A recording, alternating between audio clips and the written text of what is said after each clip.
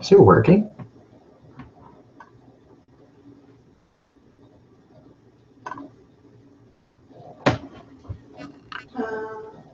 Yeah.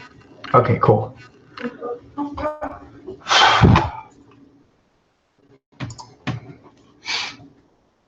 kind of lagging. That's fine, I guess, as long as it works. Starting these are always so awkward. Just take a little and take a sip of your milkshake. There we go. Hey everyone, so today I wanted to talk a little more about the Cavaliers and what direction I think they should go in following their loss in the 2017 NBA Finals. First things first, I think that's the most obvious and biggest thing to talk about is addressing all the Paul George and Jimmy Butler rumors.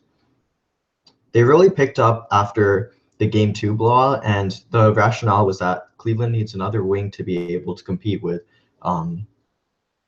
like Thompson, Durant, and Curry. And I guess you can even add Draymond to that, but obviously to a lesser extent. So obviously that's the biggest move that Cleveland can make, but I just don't see it happening. This is because if the Pacers want to unload on George, they want to get young athletic players in return, and they want to get a lot of assets. And just quite frankly, Cleveland doesn't have either of those to part with. So because they gave away both of their picks in this year's draft, they don't have anything to give up in that regard. And they're well over the salary cap, so they can't take on a bad contract or anything of that sort. So it doesn't give them much flexibility. So the next obvious place to look is at dismantling the big three. LeBron and Kyrie are untouchable at this point, so that leaves Kevin Love to be the odd man out. But I just I can't see the Pacers and Cleveland doing a one-for-one trade with Love and Paul George, so you're going to have to get creative and do a three-way trade. First off, you can have one of the four role players that you have to unload off next. I would say Shumpert at $10 million. He's had a long injury history, but he could be a trade piece because he has great work ethic. He's still really athletic, good size, and he's improved his three-point shooting a lot. And he has shown that he was one of the league's top 3-and-D players just a couple seasons ago. The other shooting guard, J.R. Smith, he's owed $13 million, but he doesn't have the best reputation in the league. And it's only in Cleveland where people were like, wow, his attitude's really good. He's playing defense. He's taking smarter shots. He's not chucking up as crazy as he used to when he was in, say, New York. So I doubt other teams will think he's valuable to them. He seems to be only valuable to Cleveland because of what LeBron can get out of him. Then there's Tristan Thompson, who, even though he didn't have the best finals, he was kind of absent in games 1 and 2. But he really picked up his slack after that. He's still valuable because he's young. He's got a good motor. He's a natural power forward, and you don't see athletic power forwards that often, and that's really what you need in today's gun and space game. So he would be enticing for some teams. And then there's Channing Frye, who he is old, but he has an expiring contract. So just teams trying to free themselves up for the next summer and put themselves in a better position down the line would actually benefit from trading for Frye.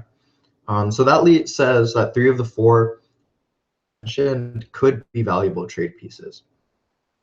I said earlier, if you mention it, add a third team, it may be possible to get Paul George if he asks for it.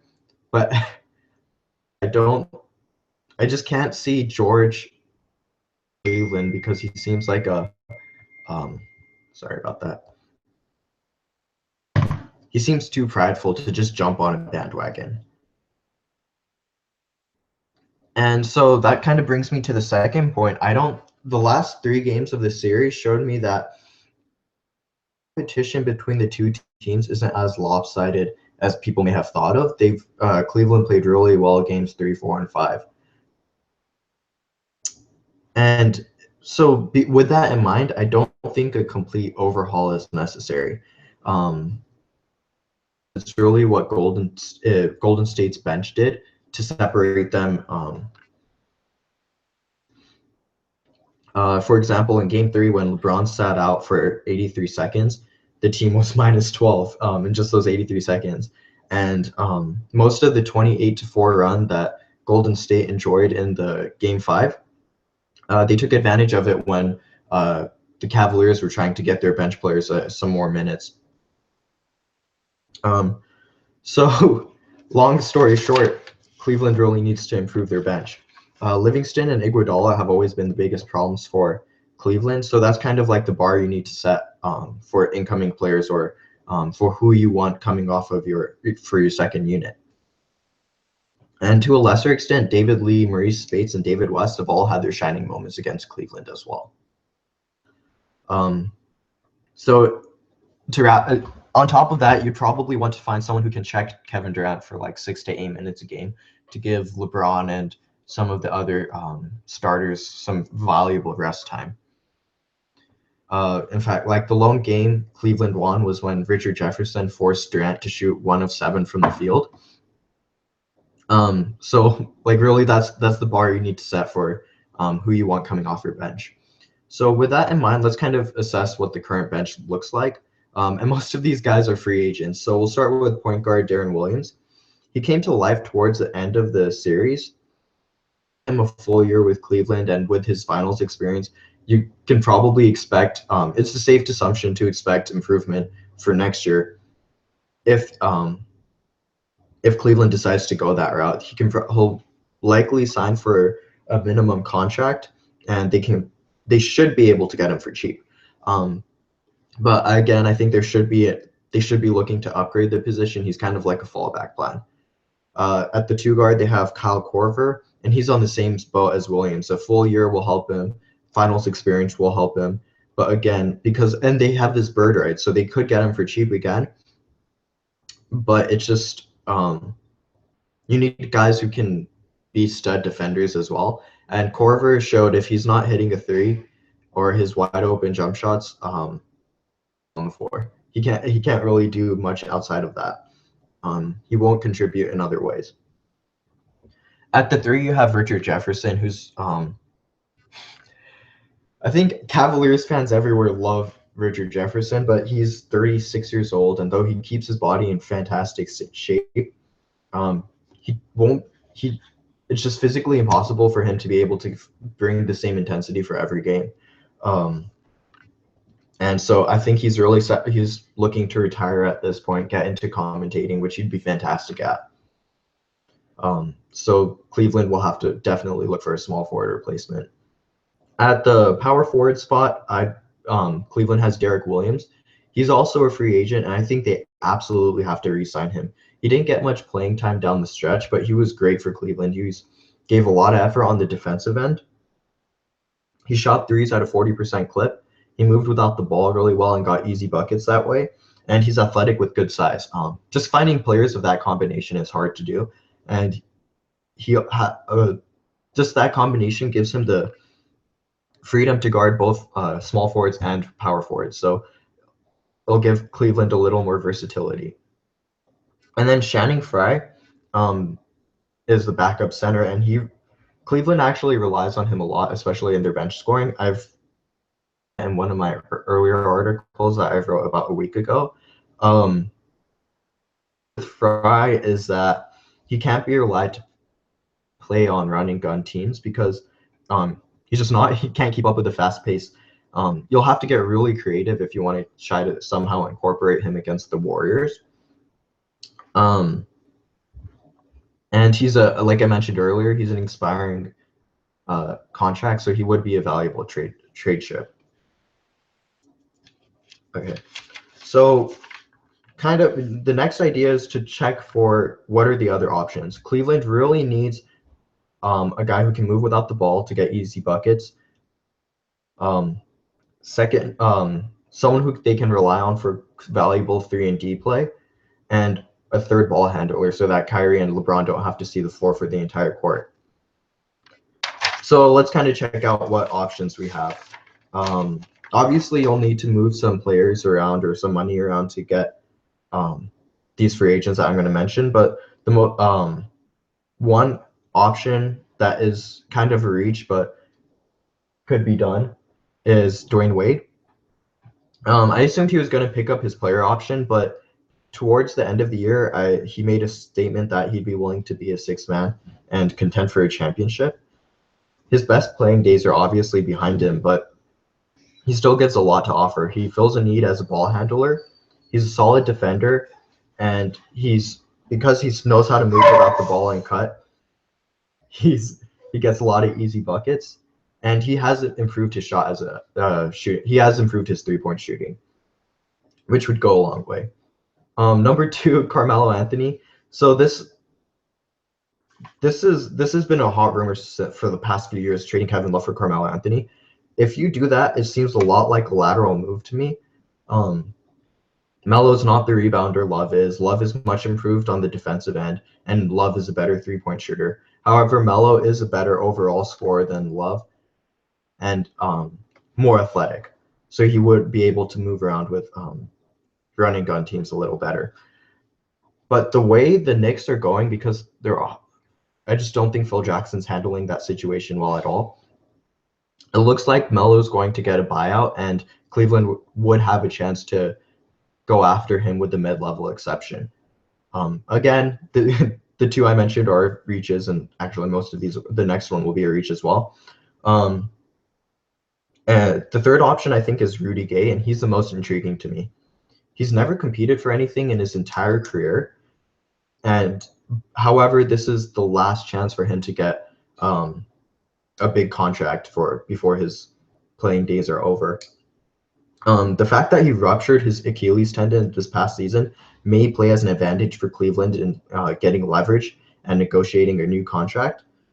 But again, like I feel like he can still demand a pretty hefty contract that Cleveland won't be able to pay.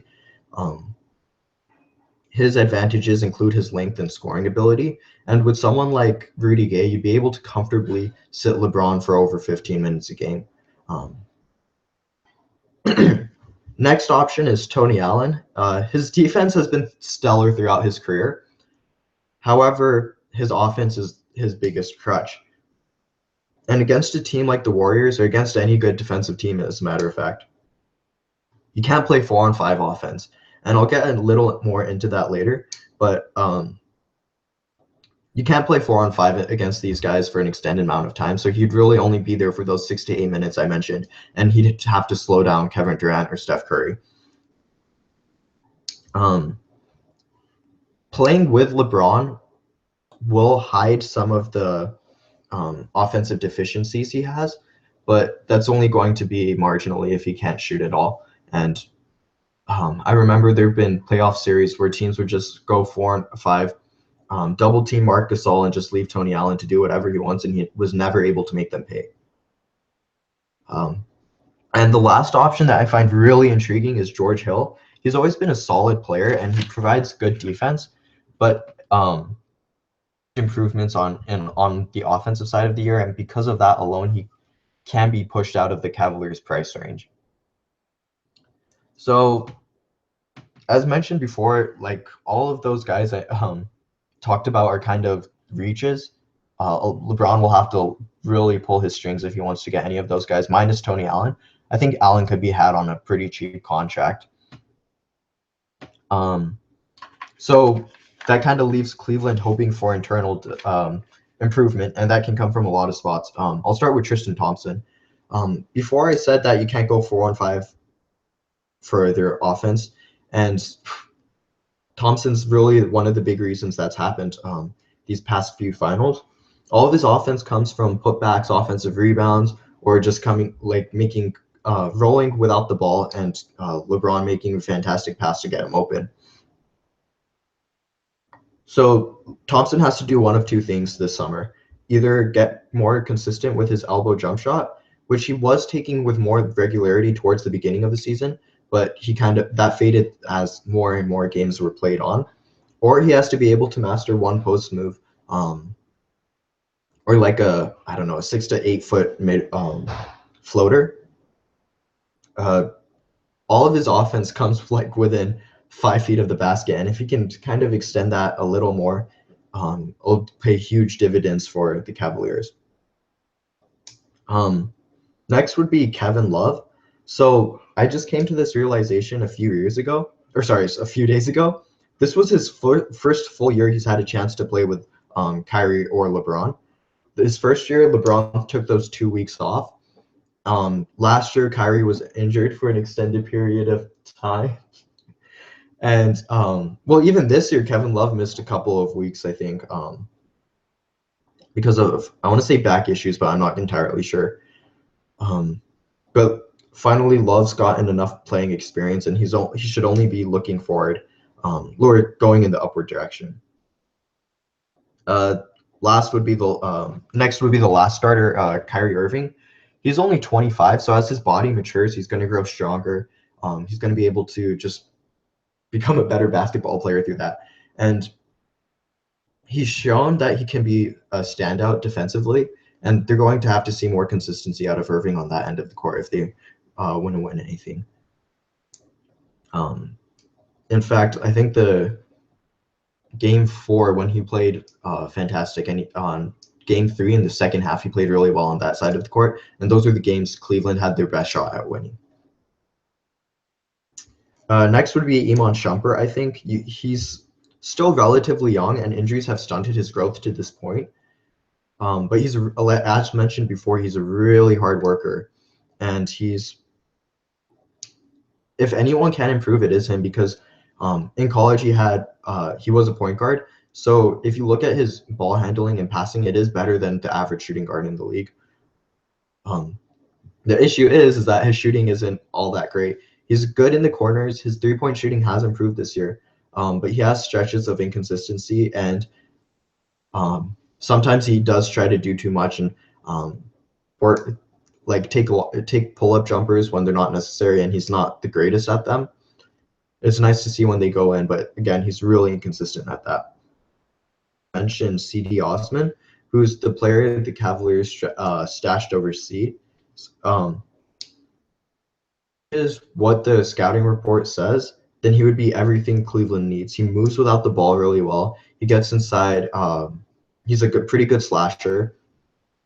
His shooting is much improved. He's an 80% free throw shooter now, and I think 40% from three-point land.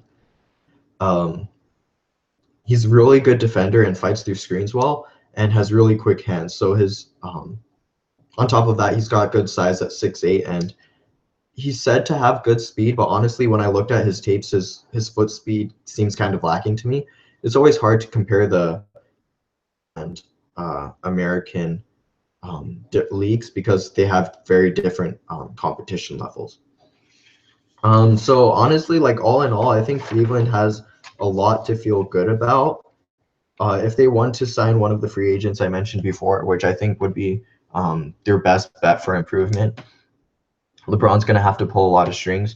You're going to have to need a lot of internal development, and you're going to need a bench that can keep up with Iguodala and Livingston, because Durant already said that he's planning to take less money to keep those two on board. I think that kind of wraps things up. Hopefully Cleveland gets the chip next year. All right, thank you. Bye.